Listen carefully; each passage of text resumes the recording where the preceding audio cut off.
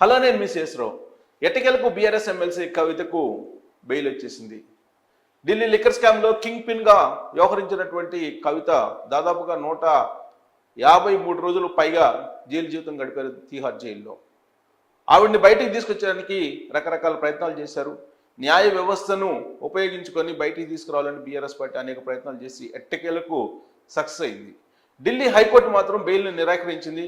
కానీ సుప్రీంకోర్టు మాత్రం ఢిల్లీ హైకోర్టు ఇచ్చినటువంటి సింగిల్ జడ్జి తీర్పుని కొట్టివేసి ఇప్పుడు కండిషన్స్ బెయిల్ను ఇవ్వడం జరిగింది. దీంతో బీఆర్ఎస్ శ్రేణుల్లో ఆనంద ఉత్సాహాలు కనిపిస్తూ ఉన్నాయి. కవిత బెయిల్ మీద బయట రాబోతుంది. ఆమెను సాదరంగా ఆహ్వానించడానికి కేటీఆర్తో పాటు కల్వకుంట్ల ఫ్యామిలీ అలాగే ఎమ్మెల్యేలను కూడా 20 మందిని నిన్ననే ఢిల్లీ తీసుకెళ్లాడు కేటీఆర్. అసలు న్యాయ వ్యవస్థలో హైకోర్టు ఇచ్చినటువంటి బెయిల్ని కొట్టేసి సుప్రీంకోర్టు కండిషన్స్ బెయిల్ ఇవ్వటం ఒక ఎత్తు అయితే, మరోవైపు మనీష్ సిసోడియా అని ఇదే కేసులో సంవత్సరం పైగా జైలు శిక్ష విధించింది. కానీ ఇప్పుడు కవితకు మాత్రం మార్చి 15వ తారీఖున అరెస్ట్ చేసిన ఆవిడ్ని ఇప్పుడు విడుదల చేయడం జరిగింది. సో హెల్త్ కండిషన్స్ మీదన లేదంటే ఆవిడ్ని ఇంకా జైల్లో పెట్టడం కరెక్ట్ కాదంటూ సుప్రీంకోర్టు వ్యాఖ్యానించడం, వీటన్నిటి మీద న్యాయ వ్యవస్థలో ఉండేటువంటి లోపాలను ఎత్తి చూపుతుందా, అసలు న్యాయ వ్యవస్థ సక్రమంగానే వ్యవహరిస్తున్నట్టు కనిపిస్తుందా, ఢిల్లీ లిక్కర్ స్కామ్లో కింగ్ పిన్గా వ్యవహరించినటువంటి కవిత ఇప్పుడు బయటికి రావడాన్ని ఎలా చూడొచ్చు అనే దాని మీద విశ్లేషణ అందించడానికి ప్రస్తుతం హైకోర్టు అడ్వకేట్ విజయ్ కుమార్ గారు, సీనియర్ అడ్వకేటు, ఆయనతో ఇంటరాక్ట్ అవుదాం. అసలు ఈ కేసుకు సంబంధించి పూర్వపరాలు, అసలు ఏం జరిగిందనేది తెలుసుకునే ప్రయత్నం చేద్దాం. సార్ నమస్తే విజయ్ కుమార్ గారు. నమస్తే సార్. సుప్రీంకోర్టు ఎట్టకేలకు కవితకి బెయిల్ అయితే ఇచ్చింది, కండిషన్ బెయిల్. బట్ ఆ కండిషన్ బెయిల్ ఇవ్వడాన్ని మనం చూస్తే కనుక ఇదే కేసులో మనీష్ సిసోడియా సంవత్సరం పాటు పైగా ఉన్నారు, ఇంకా కేజ్రీవాల్ జైల్లోనే ఉన్నారు.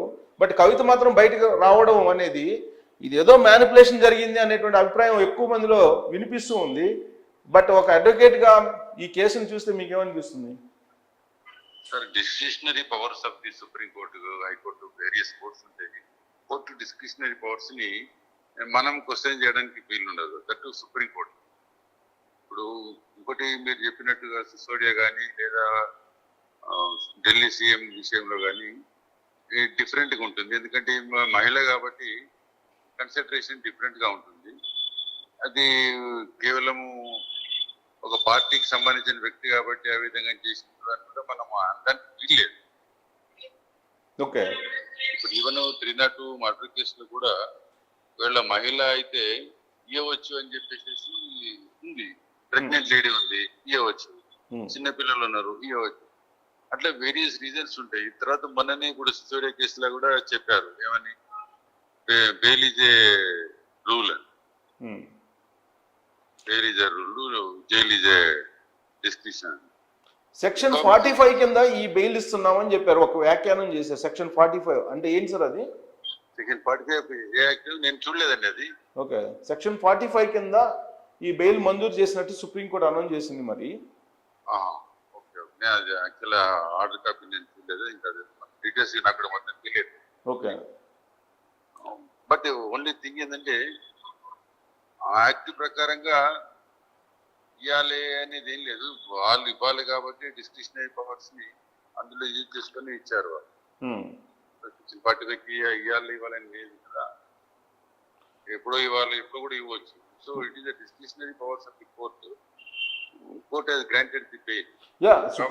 సుప్రీంకోర్టు ఇచ్చింది కాబట్టి ప్రశ్నించడానికి లేదంటే అభ్యంతరం పెట్టడానికి లేదేమో. బట్ కానీ ఈ కేసులో అనేక మంది ఉన్నారు. బట్ కింగ్ పిన్ కవిత కదా. ఇప్పుడు ఈ కేసుకు సంబంధించి మరి ఫైనల్ ఈ కేసు విచారణ సక్రమంగా జరుగుతుంది ఈ విడుదల తర్వాత అని చెప్పి అనిపిస్తుందా? అంటే ఇప్పుడు ఒక్కటండి, ఇప్పుడు ఏదైనా సిబిఐ వాళ్ళు చేస్తున్న కేసు చాలా పకడ్బందీగా పర్ఫెక్ట్ గా ఎవిడెన్స్ రికార్డ్ చేయడం కానీ ఏది కూడా అంత ఆషామాషిగా చేయరు. ఈవెన్ అరెస్ట్ కూడా వాళ్ళు అంత ఆషామాషిగా చేయరు. మనం జగన్ కేసు కూడా చూసినప్పుడు కూడా జగన్ కు 1.5 year వరకు బెయిల్ రాలా. లాస్ట్ కు సిబిఐ వాళ్ళు సుప్రీంకోర్టు పోయి మెమో ఫైల్ చేశారు, మాకు ఫర్దర్ అవసరం లేదు జగన్ అని తర్వాత కానీ బెయిల్ రాలా.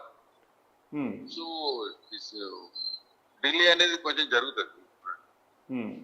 డిలే జరగడానికి కారణము డైల్యూట్ అయిపోయిందా అని కూడా మనం అన్నింటి వీల్లేదు. ఇప్పుడు మీరు చూస్తున్నారు, ఇప్పుడు జగన్ కేసు 5 ఏళ్ల నుంచి ఆయన బెయిల్ వచ్చిన తర్వాత 5 ఏళ్ళ నుంచి ఇంకా స్టిల్ కేసెస్ పెండింగ్. మళ్ళీ దాని మీద హైకోర్టు పోయినారు, మళ్ళీ సుప్రీంకోర్టు ఎందుకు స్పీడప్ చేస్తే లేదని. సో ఈ ప్రాసెస్ లో నడుస్తూ ఉంటాయి. కేసెస్ పెండెన్సీ అనేది త్రూఅవుట్ కంట్రీ ఉన్నాయి. దాన్ని డిస్పోజల్ చేయడానికి ఇప్పుడు కొత్తగా తీసుకొచ్చింది ఏంటంటే మన అంటే regular trial, not CBI cases. అన్ని కేసులలో కూడా సపరేట్ కోర్టులు పెట్టినారు. ఎమ్మెల్యేలు ఎంపీలకు సంబంధించిన ఇన్వాల్వ్మెంట్ ఉన్నటువంటి కేసులకి సపరేట్ మ్యాజిస్ట్రేట్స్ కోర్ట్స్, సపరేట్ సిజెస్ కోర్ట్స్ పెట్టినారు. ఈవెన్ హైకోర్టులో కూడా మనకు సపరేట్ కోర్టులు పెట్టారు. ఇప్పుడు ఫర్ ఎగ్జాంపుల్ ఒక ఎమ్మెల్యే కానీ ఎంపీ కానీ వారికి సంబంధించిన వాష్ చేయడము, ఎఫ్ఐఆర్లు ఏమంటే దానికి వినడానికి సపరేట్ పెట్టినారు. సపరేట్ అలాట్ చేశారు. రీజన్ బిహైండ్ దిస్ ఏంటంటే అన్ని కేసుల్లాగా అది కూడా పెండింగ్ ఉండకూడదు, తొందరగా డిస్పోజ్ అప్ కావాలని. ఒకటి ఇప్పుడు విజయ్ కుమార్ గారు, ఇప్పుడు కవిత కేసులో యాక్చువల్ గా డిఫాల్ట్ బెయిల్ అని చెప్పి ఒకటి వేసి మళ్ళా వెనక్కి తీసుకున్నారు.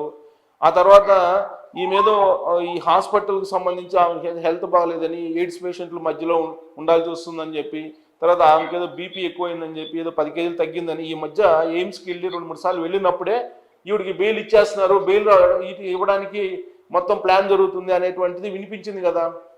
ఒకటి డిఫాల్ట్ బెయిల్ ఖచ్చితంగా ఇవ్వాలని అందులో ఆ యాక్ట్ లో లేదు. ఈ రెగ్యులర్ చార్జ్ షీట్ కేసు అయితేనేమో 90 days. సో ఆల్రెడీ ఫైల్ చేసింది కాబట్టి డిఫాల్ట్ బెయిల్ అనేది ఉంటుంది. నెక్స్ట్ ఎయిడ్స్ పేషెంట్స్ మధ్యలో ఉన్న నన్ను బయటకు పంపించండి అని అంటే, దట్ ఈస్ ద కేసు. ఆ గ్రౌండ్ మీద కనుక బెయిల్ ఇచ్చేది ఉంటే జైల్లో ఎవరు ఉంచకూడదు. ఎయిడ్స్ పేషెంట్స్ ఉన్నారు అని ఒకవేళ సుప్రీంకోర్టు కన్క్లూజన్కి వచ్చేసి బెయిల్ కనుక ఇచ్చేసినట్టయితే రేపటి నుంచి జైళ్ళన్నీ ఖాళీ పెట్టారు. ఆ గ్రౌండ్ కనుక ఇచ్చినట్టయితే వాళ్ళు రేజ్ చేసేటప్పుడు అడుగుతారు. అడిగినంత మాత్రంలో కోర్టు కంక్లూజన్ కాదు కదా. వాళ్ళు అడిగినంత మాత్రంలో కాదు కదా. హెల్త్ బాగాలేనప్పుడు పెద్ద పెద్ద హాస్పిటల్స్ గవర్నమెంట్ కంట్రోల్లో ఉంటాయి. మరి రేపు కన్విక్షన్ అవుతుంది. కన్విక్షన్ అయ్యి జైల్లో నాకు ఆరోగ్యం బాగాలేదు నన్ను బయటకు పంపంటే పంపరు కదా. వాళ్ళు గ్రౌండ్స్ మీద అడుగుతారు. అడిగినంత మాత్రంలో కోర్టు ఇవ్వాలని లేదు. ఎక్సెప్షన్ సర్కమ్స్టెన్సెస్ మాత్రమే బెయిల్ ఇస్తారు. ఈ కేసులకు సంబంధించి మరి ఆల్రెడీ సూసైడ్ కింగ్ పాయింట్ కాబట్టి ఆయనకి ఇచ్చింది కాబట్టి ఈయనకి ఇచ్చింది అనుకోవచ్చు. But any total order copy మనం చూసే వరకు మనం ఇప్పుడు చెప్పనీకి ఉండదు. ఇప్పుడు కవిత లిక్కర్ స్కామ్ కు సంబంధించి సార్ ఫస్ట్ నుంచి కూడా కొంత ట్విస్టుల మీద ట్విస్టులు నడుస్తుంది. ఆ ఫస్ట్ ఏమో ఇక్కడికి సిబిఐ వచ్చింది. సిబిఐ వచ్చి మీరు ఎప్పుడు ఖాళీగా ఉంటారు, మీరు ఎక్కడ విచారించకుండా అక్కడ విచారిస్తామని చెప్పి సిబిఐ చెప్పింది. ఆ తర్వాత ఈడీ ఎంటర్ అయింది. సరే ఎట్టకేలకు ఆమెను అరెస్ట్ చేసి జైల్లో పెట్టారు. జైల్లో పెట్టిన తర్వాత మా పిల్లలకు బాగాలేదు, మా పిల్లల్ని చూడాలి అని చెప్పి ఆవిడ కోర్టులో రోజ్ అవన్నీ కోర్టులో వాదనలు చేసాం. ఎగ్జామ్ ఉందని చెప్పేసి అవును, ఎగ్జామ్ ప్రిపరేషన్ అంటే సుప్రీంకోర్టు చెప్పింది కదా, మీ ఆర్డర్ ప్రకారం మీరు ఇచ్చినటువంటి దాని ప్రకారంగా మీరు మీ ఫ్యామిలీ పెద్ద ఫ్యామిలీ మీరే చెప్పినారు, మీరు లేకపోయినా మీ ఫ్యామిలీలో మిగతా కాబట్టి అవసరం లేదు అని చెప్పి అప్పుడు రిజెక్ట్ చేసినారు బెయిల్. సో ఎన్ని గ్రౌండ్స్ తీసుకోవాలో అన్ని గ్రౌండ్స్ తీసుకున్నది. General that is the right of the accused. Bail అడగడానికి ఎన్ని గ్రౌండ్స్ అని అడగవచ్చు. దాన్ని మనం తప్పు కొట్టడానికి వీల్లేదు. కవిత గారు ఆ విధంగా బెయిల్ వేసినప్పుడు అది తప్పు అని మనం అనడానికి వీల్లేదు. That is the right. ఏ రైట్ ఏ కింద మాకు బెయిల్ ఇస్తారనేది ఆ విషయంలో ఆలోచన చేసి బెయిల్ వేస్తారు. ఇప్పుడు for the court to decide అంతే సార్. ఇప్పుడు సుప్రీంకోర్టులో ఫైనల్గా వీళ్ళు చెప్పింది, ఫైనల్గా సుప్రీంకోర్టు అభిప్రాయపడింది ఏంటంటే ఇంకా కూడా జైల్లో ఉండాల్సిన అవసరం లేదు కవిత అనేటువంటి అభిప్రాయం వ్యక్తం చేసింది. అదేనండి, ఇప్పుడు ఒకటి ఏంటంటే ట్రయల్ స్టార్ట్ అయ్యేటప్పుడు ఈమె ఇన్ఫ్లుయెన్స్ చేస్తుంది విట్నెస్లను అనేది అవసరం లేదు కదా. ఆల్రెడీ ఇన్ఫ్లుయెన్స్ చేయగలిగినటువంటి ఫ్యామిలీ బయట ఉన్నారు కాబట్టి ఈమెను పెట్టినంత మాత్రంలో ఇన్ఫ్లుయెన్స్ అవుతుంది అనేది కాదు కదా. కాబట్టి ఆ అభిప్రాయంతో పంపించింది, బెయిల్ గ్రాంట్ చేసింది అవచ్చు. ఎందుకంటే ఫ్యామిలీ బ్యాక్గ్రౌండ్ తీసుకున్నప్పటికీ కూడా ఒకవేళ ఆమె ఇన్ఫ్లుయెన్స్ చేయాలి విట్నెస్ అని అంటే ఆమె జైల్లో ఉన్నా చేస్తుంది, జైల్లో లేకపోయినా చేయగలరు. So that is not correct. ఆమె జైల్లో ఉన్నంత మాత్రంలో విట్నెస్ లను మేనేజ్ చేయదు అనేది కాదు. కాబట్టి ఆ ఒపీనియన్ రాంగ్ అది. ఇప్పుడు ఇదే కోర్టు గత హియరింగ్స్ లో చేసినటువంటి కామెంట్స్ ఏంటంటే, మీరు సాధారణ మహిళ కాదు, ఒక రాజకీయ నేపథ్యం ఉన్నటువంటి కుటుంబం నుంచి వచ్చిన మహిళని మీరు, ప్లస్ విదేశాల్లో చదువుకొని వచ్చారు కాబట్టి మీరు అందరు మహిళల్లాగా కాదు అనేటువంటి అభిప్రాయం వ్యక్తం చేసింది కోర్టు. కానీ ఇప్పుడు మాత్రం మళ్ళీ మనసు మార్చుకున్నట్టు అనిపించట్లేదా? మరి ఇప్పుడు ఏదే కేసులాగా ఏదో ఒక రోజు బెయిల్ ఇవ్వాల్సిందే కదా. ఇప్పుడు ఈ ట్రయల్ అయ్యే వరకు ఒక 4 ఏళ్ళు 5 ఏళ్ళు పడుతుందండి. ఉన్న విట్నెస్ అన్న వీళ్ళందరినీ ఎగ్జామిన్ చేసి ఒక 4 ఏళ్ళు 5 ఏళ్ళు పడుతుంది. So we cannot keep the people like that కదా. రేపు ఆయన కూడా ఇవ్వచ్చు బెయిల్, ముఖ్యమంత్రి గారు కూడా బెయిల్ ఇవ్వచ్చు, ఇవ్వకూడదని ఏం లేదు. ఇప్పుడు కేజ్రీవాల్ లైన్ క్లియర్ అయినట్టేనా కవిత దెబ్బకి? కేజ్రీవాల్ లైన్ క్లియర్ అయిందని కాదు కానీ ఈమెకి ఇవ్వచ్చు, ఆయన కూడా ఇస్తారు. ఇవ్వకపోతే ఏం చేస్తారు? Not today tomorrow. That's okay okay అండి. సో ఎట్టకేలకు కవితకైతే బెయిల్ వచ్చేసింది. దానికి రకరకాల కారణాలు, బట్ కోర్టుకు విశిక్షణ అధికారం ఉంది. కోర్టు ఏది కావాలనుకుంటే అది చేయగలదు. అందుకే ఇప్పుడు కవితకు బెయిల్ వచ్చేసింది. సిసోడియా సంవత్సరానికి పైగా ఉన్నారు కాబట్టి కవిత ఉండాల్సినటువంటి అవసరం లేదు. కోర్టు ఈ విధంగా అభిప్రాయపడితే దాన్నే ప్రజలు స్వీకరించాలి. అలాగే న్యాయ వ్యవస్థ కూడా అది నడుస్తూ ఉంది. ఇప్పుడు